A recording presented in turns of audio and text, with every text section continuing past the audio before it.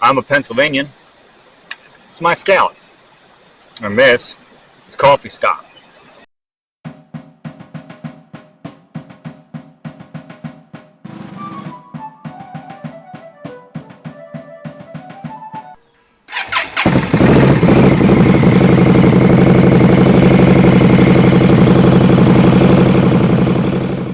Hey everyone, Chris here with Pennsylvanian Scout, and it's time for Coffee Stop number 3. We don't have a script for this one. Couldn't figure out what to talk about until late last night, early this morning, when I decided to talk about preparedness, being ready.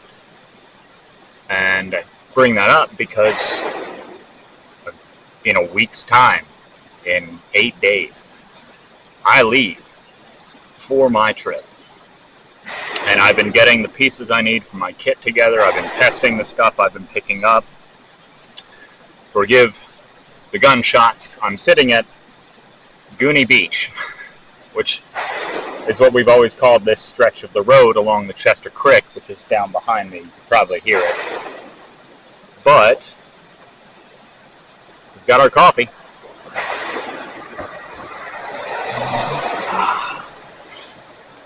And today, it's once again Wawa coffee. Wawa coffee with a double shot of espresso. But preparedness, being prepared, being ready. It's an important thing, especially when we're talking about getting on a motorcycle. I mean, I'm an ATGAT guy. I'm in all the gear all the time. I mean, it's in the 90s. I've still got my leather. I'm still wearing my leather. I'm still wearing my helmet. I'm keeping the chin spot down because I have a modular now. It's a modular helmet. But all the gear all the time. And I see a lot of riders out there in shorts and t-shirts and sneakers, and they're rolling around on bikes that are more likely to throw them than anything if they screw up. So, but myself, I'm prepared. And again, preparedness is the point of today's coffee stop. And that's why we're here talking.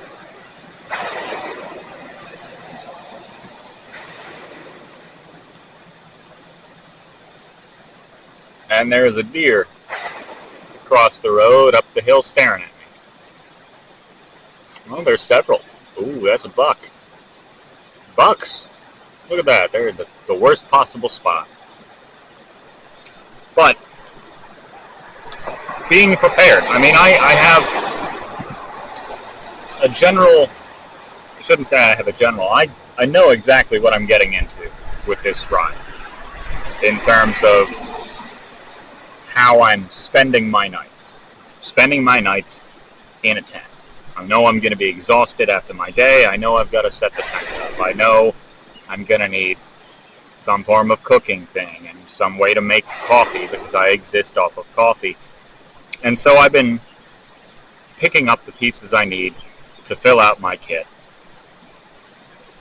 for what I want to do. And I'm a basic person when it comes to that, right? OSHA would hate this, but OSHA didn't have to deal with the place I used to work, but I wore a World War II helmet for safety. A World War II paratrooper helmet. That's what I wore. And it worked. Saved my life many times. In fact, it took a tree strike from a 60-foot tall tree, and all I got was a cut over my eye. So, if it worked for them, it works for me. It's been a lot of my philosophy. So my kitchen for this trip is a World War II mess kit, a World War II canteen cup. I mean, the most fancy part of my kitchen is the burner, because I picked up a propane burner and I've already made a cup of coffee on it. And not instant coffee, don't you dare. Oh no. I went out of my way to make sure I had Nolan's Poorhouse coffee for my journey, because I need good coffee, and they make damn good coffee. So, but being prepared, preparedness. My toolkit. Getting a lot of funny looks because I'm sitting on the side of the road in front of my bike with a camera in front of me. And anyone who's paying attention just keeps giving me these looks. But my toolkit. I'm making sure I have all the tools I need. In fact, I'm riding the bike to go get the tools, then putting in the saddlebags and all that jazz. So, got my toolkit squared away. I've got the clothes I'm bringing squared away. I've got the big-ass freaking bag that is going to go over the fender. Because it's a military duffel bag that I can attach things to, which was important. I needed to be able to attach things to it. It's going to be strapped to the bike, and it'll overhang the bags, but preparedness, right? I picked up something that'd be large enough that if I had any sort of issue with my bags, that I'd still have the space. I don't think I'm gonna have issues with my bags. My bags are pretty freaking awesome. I love them. Plus, I made sure to get the extenders, which are just extra straps. But again, it goes down to being prepared. I expect that for whatever reason, I might have to pack my saddlebags to their full capacity, which folded they're 20 liters, but full capacity is 30 on each one of these bags. Damn, it's awesome. Making sure I've got all the clothes I need. Now, I do have my motorcycle pants that have the pads, but they are incredibly heavy and incredibly uncomfortable in the heat that we're in now. So I have them, and I have them set to go, but they're not the primary pants I'll be wearing. I'll generally be wearing denim cargo pants. So I made sure I had enough of those sets. I've got enough t-shirts. I've got my rain gear, my camping gear, which I've taken and put into compression bags to make them much smaller, because otherwise it'd be this massive, really light sleeping bag. So now it exists in a compression bag, you know?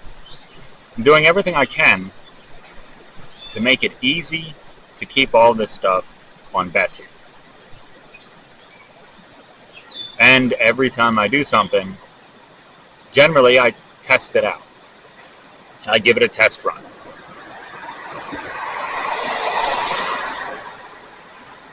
Because I need to know that it's going to work the way I intend for it to work. I mean, the camera, for instance. I've had this camera for a long while. It's just a handheld camera that sits on a tripod that has a boom mic. I've had to write in my notebook, check the mic. Because there have been at least 3 attempts at coffee stops in the past where I didn't check the mic and I recorded half hour of talking and there was no sound. So, to be prepared for that, I made sure to write, check the mic. My 360 camera. I had it on the bike for the ride down to Cape May the other day. But somewhere along the way, it died. The battery died. So I've ordered new batteries. The Cape May trip also taught me that highway driving sucks with trucks because you get buffeted by a whole lot of wind. So I've got a windshield on the way.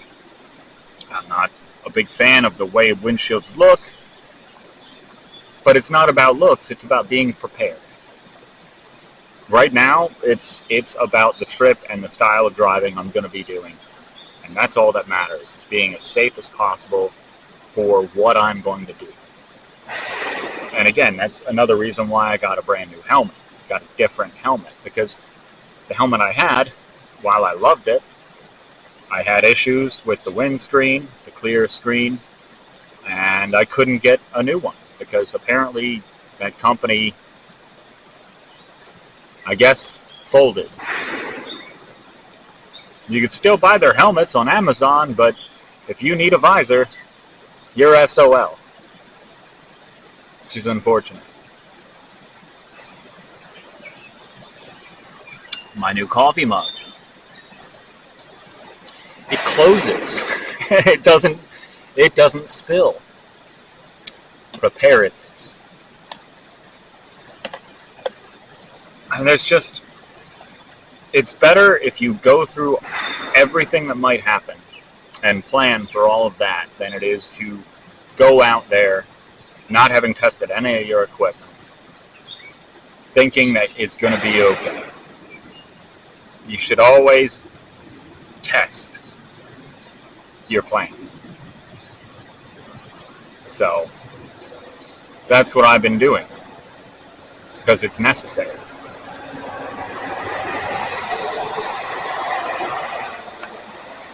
It's absolutely necessary. Preparedness also comes down to training.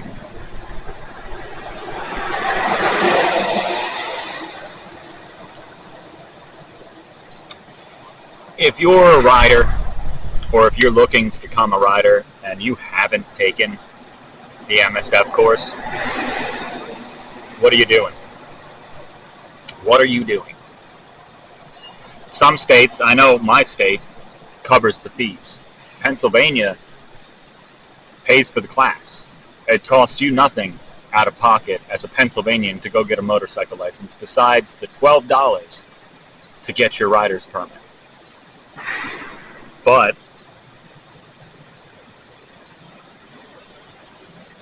take the class. It's another form of being prepared because you'll learn a whole bunch of stuff that you have to learn to be safe on the road. I got cut off twice the other day. Twice on my ride back from Cape May. Both times, me and the driver looked at each other. There was eye contact. The first person waited until I was about 2 car lengths from where they were, and then they pulled out. Thankfully, I was prepared because thankfully, I don't have to really think about my training anymore. It's kind of ingrained because of how terrible and terrifying drivers are. But I saw him. I knew he was there. I was prepared for him to do something stupid, and that driver did. And thanks to my training, I was prepared to pull in my clutch, rapidly downshift while hitting the brakes, and being prepared to swerve. Didn't have to. Definitely had to slam all the way down from 4th to 1st. But, again, I was prepared. Preparedness.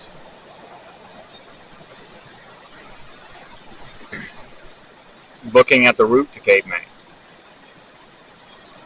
At some point in the past, I'd gone over a bridge on the Delaware River that had a grate.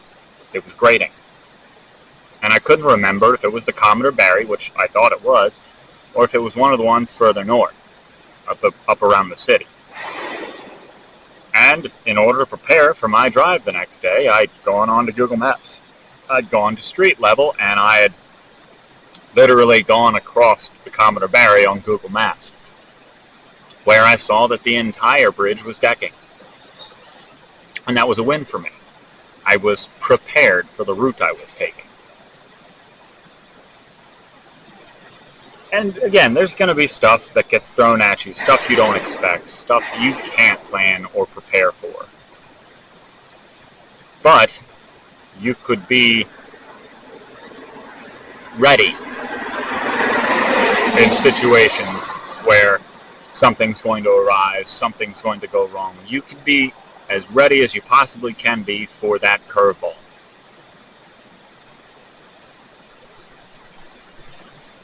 It's just how much do you want to think about it? How much do you want to get ready for it?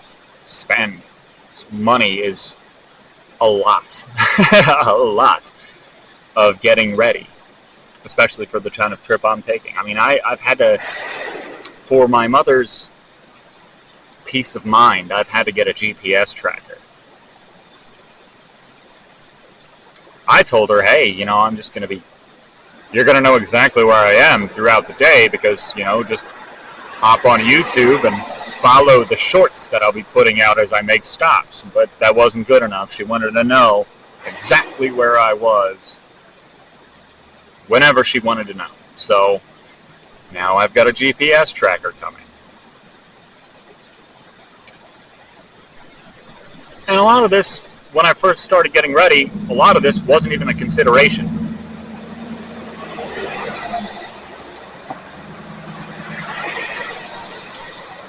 I didn't think about a GPS tracker. I didn't think about needing extra batteries for the 360 camera, because the 360 camera wasn't even something on my radar at the time when I started planning this trip. The saddlebags, the duffel bag, yeah, I knew I needed those. And I got a very large duffel bag. But again, I made sure that it had the ability to attach stuff to the outside. All of the stuff that I've been getting, like my canteen, for instance, my canteen and canteen cup. I ditched the crappy, I shouldn't say crappy, I ditched the not as sturdy canteen cover that it came with. And I pulled off the reproduction 1910 Cavalry canteen cover from my old reenacting kit. And that is where my brand new canteen and canteen cup exist. And I picked up a whole mess of Alice clips because I trust them more than I trust Molly. And now my Alice clips attach that to my duffel bag. So that when I'm getting ready for the end of my day, the first thing that happens when I'm going into camp is that canteen is going to get filled with water because that's my coffee in the morning. And that needs to be its own thing. My Camelback is a different story. That's for staying hydrated. The canteen is for the coffee. But a lot of things you don't think about when you're first doing it, and then you start going through and getting prepared and realizing you need something else, and then picking that up, and then going and testing it and finding out if it works, if it doesn't work, whether you need to replace it, whether it's something that will do what you want it to do for what you're wanting to do. And depending on who you are, that level of preparedness is different. Like, again, my kitchen is all World War II equipment. It's modern, it's brand new, freshly made out of incredibly safe and sturdy materials, but it's the old way of doing it. Like, I've got a pan because I have a mess kit. Got a mess kit. The bottom half's a pan and a plate, and the top half is two sides that I can keep shit separate. Most people would probably want something a little bit more fancy, but I'm not expecting to cook fancy meals. I'm going to pick something up at the grocery store as I'm on my way into camp and throw it in the pan and cook it. I'm not doing fancy stuff because I don't expect to. I'm prepared to rough it, as it were. Very basic, easy meals.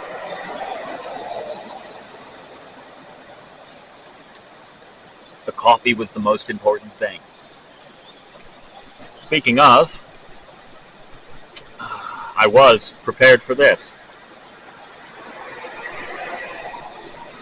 We are out of coffee, which means we are out of time. Hopefully this wasn't such a rambling coffee stop. Normally I have a script with bullet points, but I wasn't prepared. Not this time. But, hey, there's one more of these in my native Delco. And then the next coffee stop after that will be far and away somewhere. Somewhere between here and Wisconsin. Where that is, I don't know yet. But we'll see how the road treats me. That's still 8 days away. So I guess I got to turn around and say like, share, and subscribe, but really comment. Comment is more what you guys, if you feel inclined to do so, should do. Because I'll talk to you about anything you bring up in the comments. You've seen Maker and Fixer of Things reply, and I just shoot the shit with him. But comment, guys. Let me know you're watching. Let me know what you think. What you want me to talk about in a coffee stop would be a real help. Because I just have to come up with an idea and talk about it. And it's very difficult for me to think of something that would be interesting for you guys, because otherwise I'll just talk some point in history and you guys will mistake it for politics. And I don't want that. So, for now, me and Betsy have to get out west of here because we have to go fix somebody's generator. And that's what we're going to do. So, thank you all for watching. Make sure you subscribe and like and comment. And hopefully this week it'll be a ride through history on Wednesday, but more than likely it'll probably just be more just scouting, because there's a lot of work that goes into setting up the rides through history. There's a whole lot of script I got to write for the stops I have to make, but we'll get it done, because I don't want to leave here without recording that one at least.